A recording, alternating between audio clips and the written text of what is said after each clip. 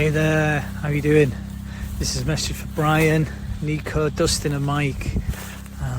So I'm Paul Popplewell, and I was in 15 Million Mirrors, Black Mirror. Brian, Nico, Dustin, Mike, it's Paul again. Listen, I just want to apologise.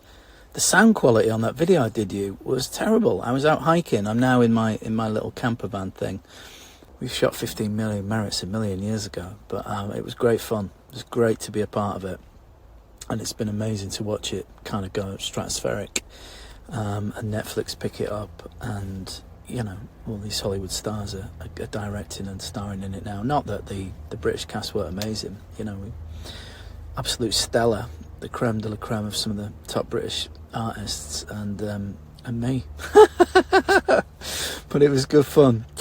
Good luck with the podcast, and keep up the good work, and don't go out there.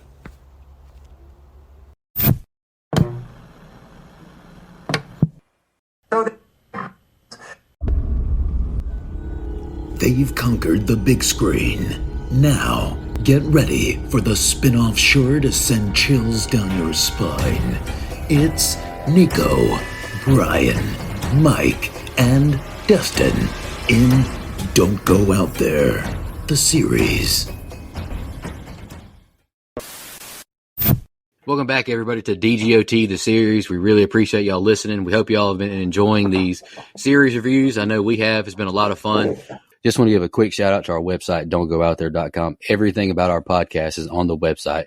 All of our episodes and interviews, if you want to check those out. We've done some incredible interviews in the past. Go check them out there in a specific tab by themselves, so you don't have to scroll through hundreds of episodes on Apple or Spotify, etc. We also have our store if you want to grab a shirt, a mouse pad, a hat, all that good stuff. We'd love to see your pictures, you know, rep your favorite podcast. And Shan's Etsy page is also attached if you want to grab a tumbler.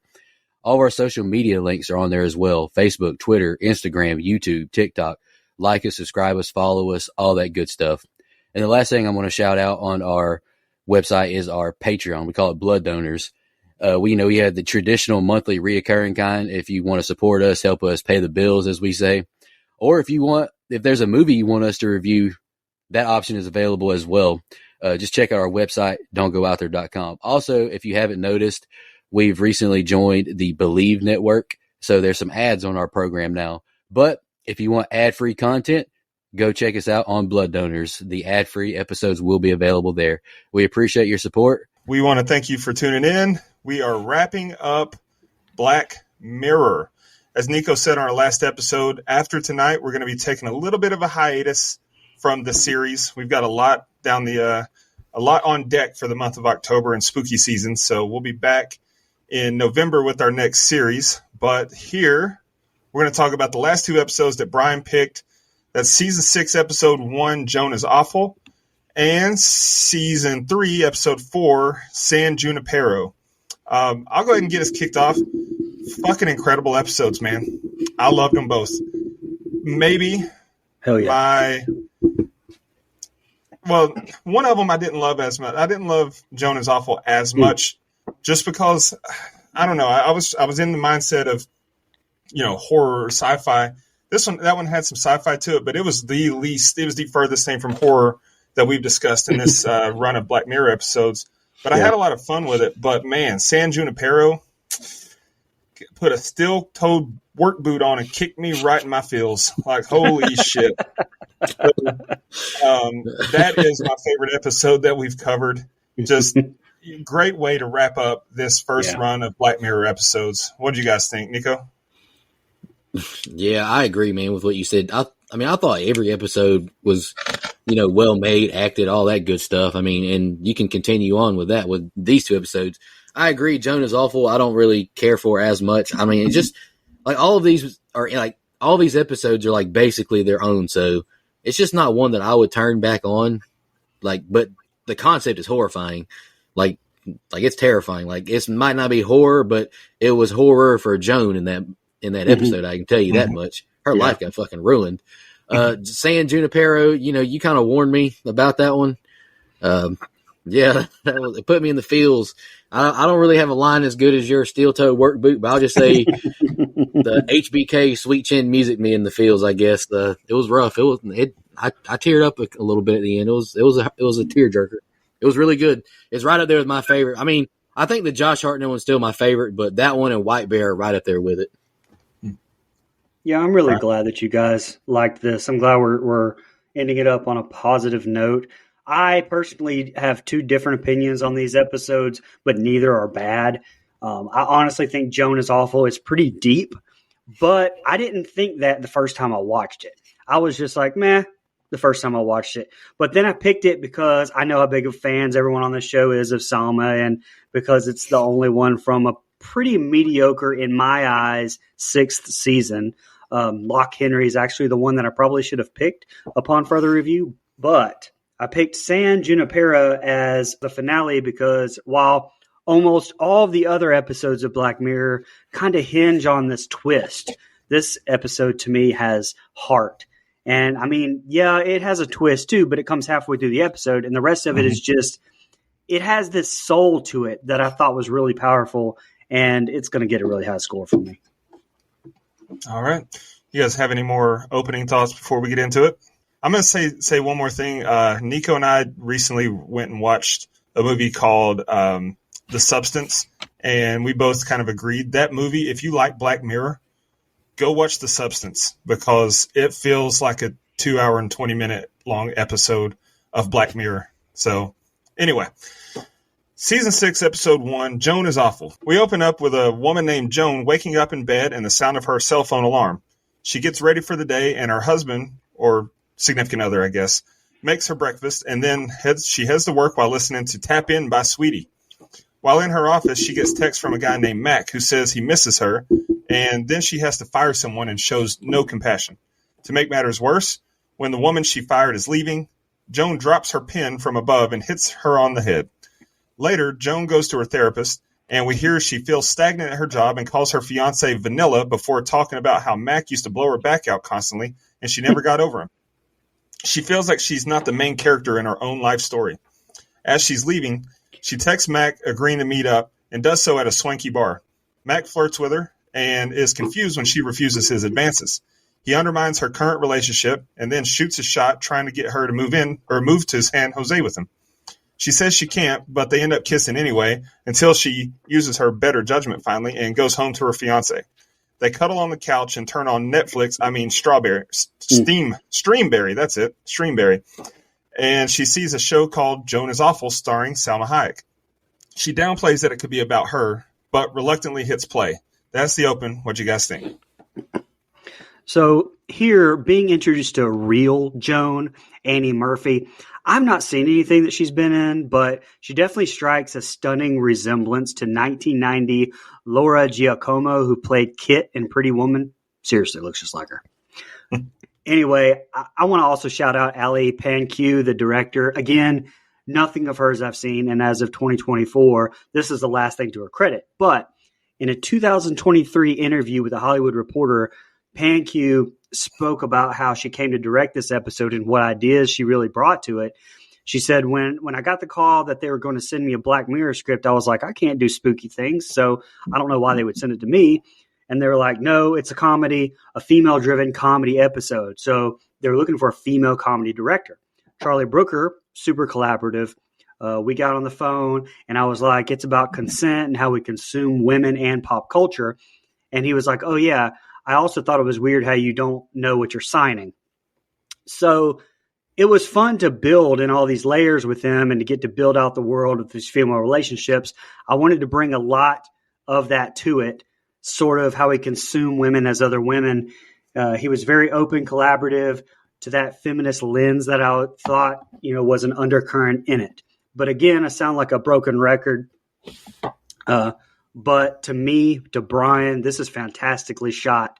Not just good, fantastic. I mean, there are some standout shots all throughout. I mean, the start here where she's getting ready, there's shots that are half on the screen. There's shots from a bush across the street.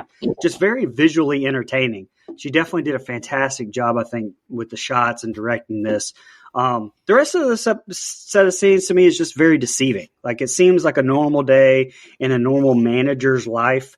Very relatable to a lot of people watching, I'm sure. I mean, even the therapist talk and that very foreshadowing line about her saying she doesn't feel like the main character in her own life story.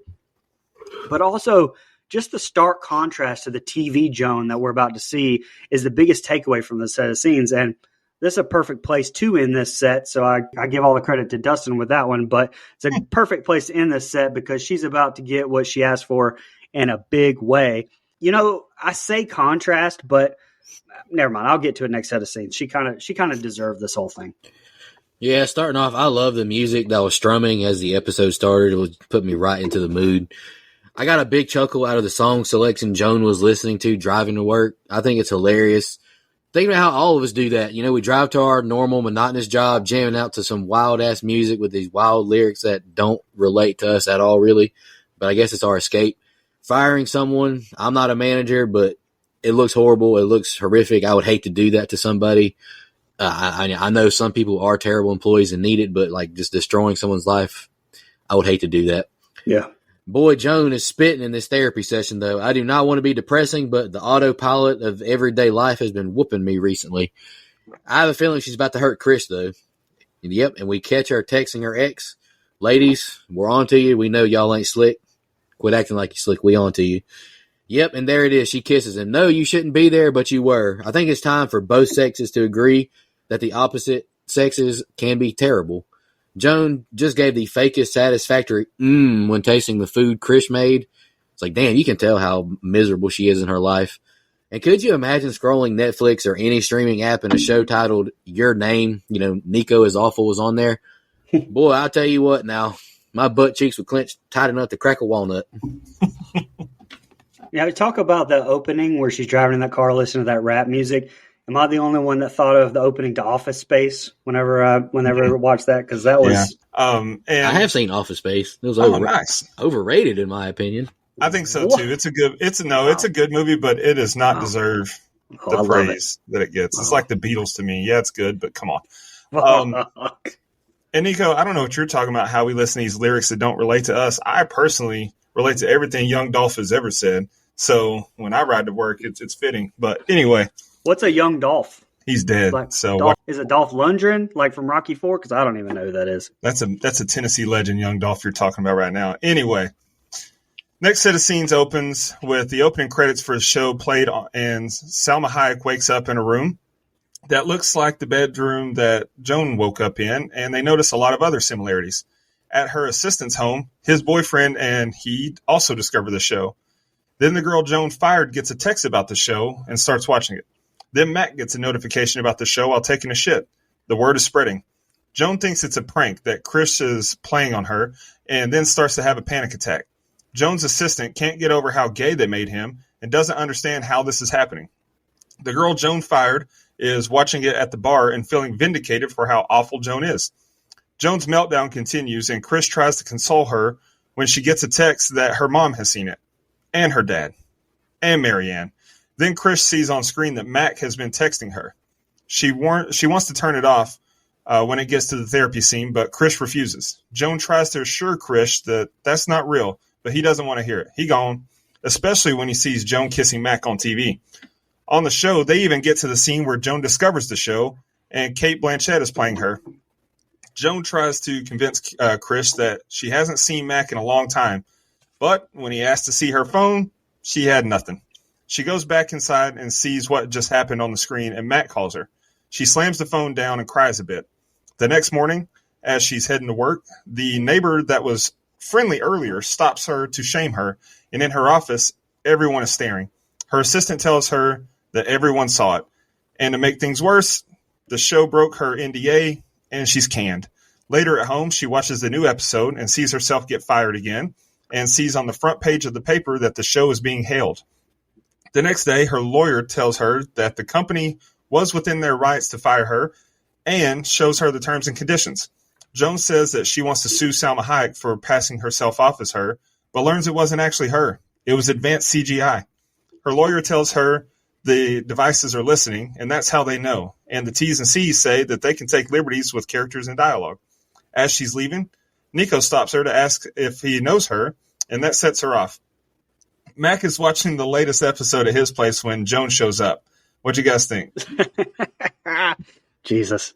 All right, so last set of scenes, I said that this was all a stark contrast from real Joan, but honestly, I don't think so. I mean, all that stuff she did do and thought. So maybe this is just the way that it appears to everyone else. It's a very interesting concept here. I mean, how much of our own private lives would look like some kind of way if made into a TV show? I mean, I think it's fucking crazy. Also, looking at this from a purely technical standpoint, Allie had to, as a director, had to shoot every scene twice, right? I mean, once with Murphy and then the TV stand-ins once with Salma, right? I mean, honestly, I think Annie Murphy acts her ass off in this episode. This panic attack, I mean, when she has to portray real emotion, she fucking kills it. And I mean, what's great about this, I mean, is what we saw happen in real time. But watching this back and realizing, oh yeah, shit, she's cheating. She's texting her ex behind her fiance's back. She came in and straight up lied about the dinner. I mean, she kind of really sucks. And I mean, two things. Yeah, she should have came home and told Kirsch about the whole Mac thing, been totally transparent, but she didn't. So, with that said, why didn't she just double down and be like, this shit isn't true? They made it up for TV ratings. I mean, she kind of does, but then she really drops the ball when she's asked about it. And, you know, she kind of fucking just handles everything terribly, to be quite honest. Also, this cracked my ass up. Driving away pissed off kind of loses all of its luster when you drive away in an electric car, doesn't it? I mean, Jesus, we really are lost as a society. Oh, but then, my mind is blown even fucking more. Selma's watching Joan is Awful, but with Kate Blanchett. I kind of kept hoping we'd get a little bit more of those scenes too, but even a little bit more different. I don't know. I'm a scream stab guy. So anyway, fun fact, when Mac is scrolling on his phone while he's sitting on the toilet, he scrolls past a tweet from Lacey Pound. Lacey Pound is the main character of Nosedive, 2016. Episode sucks. And the last thing, what's really crazy about this is watching this now, after that 2024 story came out about Disney Plus, and then you signing away your rights to do everything, including wrongful death in their parks. I mean, whether all that's true or not, I don't know. I don't want to get sued, but holy fucking shit. Like, how crazy is that now with this episode out there? You know, and couple the AI aspect of this with it not only being just a digital likeness of Salma Hayek, this set of scenes really started to blow my mind. Hang on, before you go, Nico, Brian, you just reminded me of something. So Kate Blanchett, anytime I hear her name, I think of 22 Jump Street. He's like, I thought we had Kate Blanchett. Well, he's meaning carte blanche. And then you said holy fucking shit, which is 21 Jump Street. That's the drug they were doing. So I got to watch those movies. Go ahead. Dude, that Ice Cube scene with the daughter was one of the funniest things I've ever seen. It is. Just to give our listeners a little context of how we do this show, we break up the scenes by like minutes and like where we stop. And Dustin put Temu Netflix, and that had me crying laughing when I saw it. I'm going to steal one of Brother Mike's lines right now. Salma Hayek, with my whole chest out. Call me sometime. Nobody is whipping out a laptop and watching a Netflix show at the bar. I'm sorry. I just ain't buying that whatsoever. I have to think at this moment, Joan's heart is in her stomach right now watching this show. Krish, I need to tell you an important line that's super true. A hit dog will holler. Her having that panic attack says volumes, my friend. I'm hurting with you, Krish, but I'm proud of you for walking away in this moment. You deserve better, King. I refuse to believe Joan's phone only has that minor of a crack after Randy Johnsoning it across the room. That's a baseball pitcher. I already know that. Hey, I can't lie. If I'm Joan, I'm remote working for the next week or so. But then I wrote, well, never mind. She's fired. I don't know how this would hold up in a court of law. That's a show, not reality. I'm not sure how this works, which is one of the interesting aspects of this show. Mm-hmm. This conversation between Joan and her lawyer is terrifying, not in a boogeyman with a knife way, but in the realities of technology, not reading terms and conditions. That's scary because I'm sure I'm like everyone who's listening. I don't read that stuff. I just accept them and keep it pushing. Hell yeah. Also, I want to take this time to share something with y'all. So I used to say the word Lawyer as lawyer because the root word is law. And then my ex-girlfriend ridiculed me for saying it that way. It's pronounced lawyer. And I even went to Google and typed it in and hit the sound button so I could hear how it's pronounced. So now I'm so self-conscious about the way I say that word. So if I say it one way one time and another way the next, I apologize. How Anyway, did she say it was supposed to be said? lawyer, like Loyer. Lawyer? Yeah. She's wrong, but go ahead. Dude, Google it and hit the little the little speaker button so it pronounces it. Google even pronounces it that way.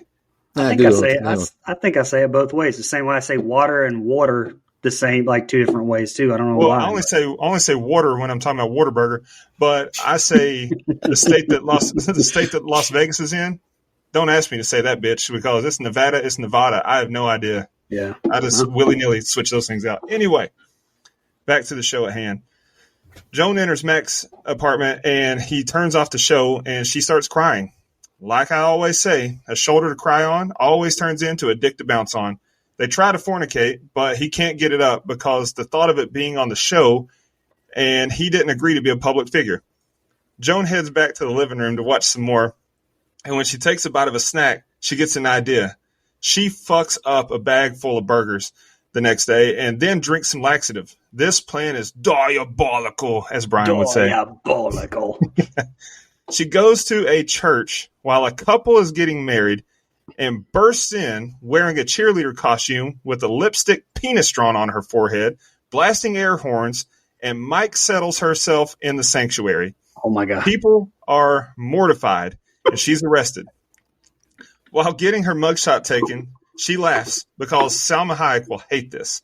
Her attorney bails her out. See, I said attorney, not lawyer. I don't know how to say it. Bails her out. And at home, she gleefully watches the events unfold on the show. The next day, Salma Hayek is talking to her lawyer. And she finds out she signed away her image rights to Streamberry. And she has some great comedic lines. Go watch that scene. She's funny. Her attorney tells her there's nothing he can do. And there's no basis for a lawsuit. So she threatens to sue her attorney and fires him.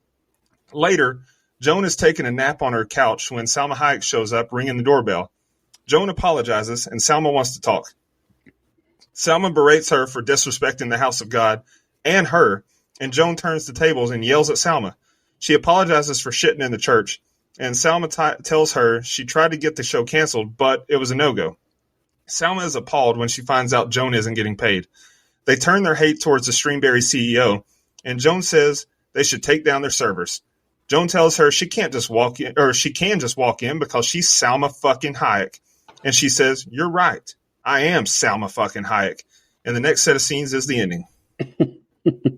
Look, the first time I watched this, I didn't laugh as hard as I did this time. I mean, the comedy for me really came out this episode when real Joan was shitting in the church and said, "Turn the kids away." And then, did I ever think that I would hear Salma Hayek ever say, "Is Salma Hayek's anus doing the shitting? Doesn't my asshole have any rights? And paragraph 8 can suck my dick?" I did not, but I kind of love it. Kind of love it. Sidebar, this made me think of her in Grown Ups, and I love that movie. Anyway, fun fact regarding the law firm here, Scillane Legal is a reference to the character Victoria Scillane from White Bear. We reviewed that episode, don'tgooutthere.com. And just lastly, I love this conversation between Salma and Joan as well. Like it's so genuine, and it's just honestly funny. Like, what about Kate Blanchett? Fuck her. Like I really appreciate this episode so much more upon a rewatch than I did the first time, to be honest. Yeah, I feel like Brian's giving these really well detailed notes tonight, and I'm just like being very observant. Like, dude, it pissed me off when Jones to Max like, "I can't get hard." "Sure you can." Like, bitch, you know how annoying that is.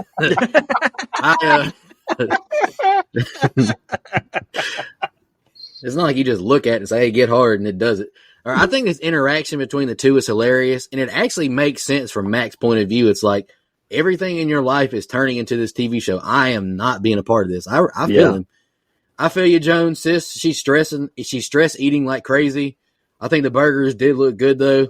And I wasn't expecting her to chug laxative, though. This is some self-destruction like I've never seen before. And I have never seen a scene like this wedding one. My God. This is outrageous behavior. And, I'm not going to slander our good brother who's not on the show right now, but the lady is in a wedding dress. She runs into some random – it was a wedding dress, wasn't it? I can't remember. But she ran into some random wedding and just shits in the middle of the aisle. No, it's a cheerleader costume. Cheerleader costume. That's right. Cheerleader costume. My jaw was on the ground, but then I saw the substance and that wasn't even close to it. But anywho, I chuckled a few times during Salma's speech, specifically her line about having questionable English. I thought that was funny. Yeah. I am sorry that I shat in a church, a line I never thought I'd hear on this podcast. Not a lot of notes here, but I did like the conversation between Joan and Salma fucking Hayek. We heard the line, you shed on my porch, but we never thought of church, huh? I mean, it's just one of those things. I'm desensitized to the porch one now at this point. I wish I was. I still don't even step on that step. Oh, my God. I step over that step. Anyway, I also like Salma, like her reference of her movie Frida. She's like, I never knew it wouldn't be my hit movie Frida or whatever she said. That was good. All right, here's the ending, boys. Salma goes up the escalator in the Streamberry office and tells the receptionist she has a meeting with the CEO, Mona. She says she has to use the restroom to get past security, and Mona tells security to get rid of her when she gets wind of the situation. Salma lets Joan in a back door, and they sneak into Mona's office.